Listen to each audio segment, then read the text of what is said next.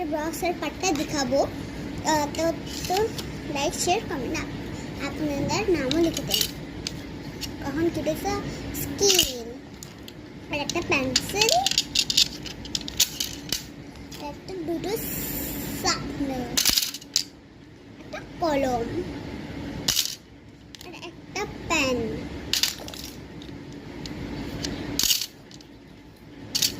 একটা গ্লু আর একটা শার্পনার আর একটা পেন্সিল আর একটা এটা আঁকায় একটা গুল্লা মল্লিস ইরেজার আর একটা এটা শার্পনার যে আর একটা বল কিউটি সালাস। তো আপনাদেরকে আমি সাগাতে জানি। তো এই লাস্ট ভিডিওটা আপনাদেরকে তো 3 পার্টে আমরা তো আপনাদেরকে দেখাবো।